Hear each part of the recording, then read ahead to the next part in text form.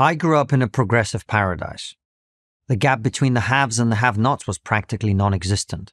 The literacy rate was almost 100%. Healthcare was universal and free. No one fought over race, religion, or class. Maternity leave was generous. Childcare was free. There were no limits on abortion. So where was this paradise? No, it wasn't Norway, Sweden, or Finland. It was the Soviet Union. Everything I just described was true, and yet life in the USSR, the Union of Soviet Socialist Republics, was a living hell. Yes, income inequality barely existed, but that was because everyone was equally poor. Appliances, consumer products, and fresh food were scarce. If you wanted a car, good luck. You'd be on a waiting list for 10 years. Yes, women were emancipated, but they spent most of their time waiting in line for hours for food to feed their children.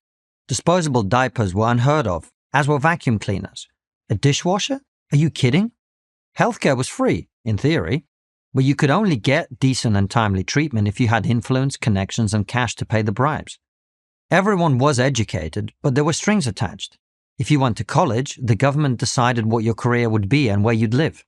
Racial and ethnic strife was limited, yes, but only because the government ruled by fear and terror, imprisoning millions of people, so-called enemies of the state, in a vast network of concentration camps known as gulags. These enemies included my great-grandparents, who met in one of these gulags. Every morning, guards would randomly select 3 prisoners and throw them into the icy waters of a nearby lake to drown in front of the whole camp. New York Times reporter Walter Duranty, a Stalin apologist, once wrote, "You can't make an omelette without breaking eggs." But in the Soviet Union, there were no omelettes, only broken lives, broken dreams, broken bodies. It may be hard to believe this now, but for most of its existence, the Soviet Union was the envy of many progressives, academics, and celebrities. America should be more like communist Russia, they said, more equal, more equitable, more emancipated. This view was born of sheer ignorance. The USSR had no virtues worth emulating. When gullible Westerners visited, they saw what the regime wanted them to see, literally, movie sets of a worker's paradise. There was even a phrase for it, a Potemkin village. And there was also a phrase for the Westerners who were fooled by this facade, useful idiots. Of course, no one in the Soviet Union was fooled. They weren't living the dream, they were living the nightmare. Having been raised in that worker's paradise, I am sensitive to any promises of utopia.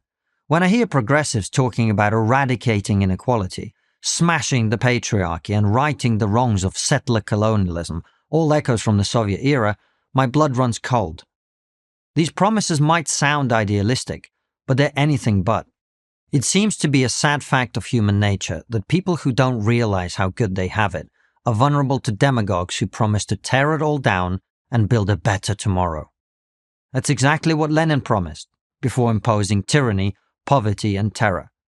Exactly what Mao promised, before imposing tyranny, poverty, and terror. Exactly what Castro promised, before imposing tyranny, poverty, and terror. Think it can't happen in the UK or the US?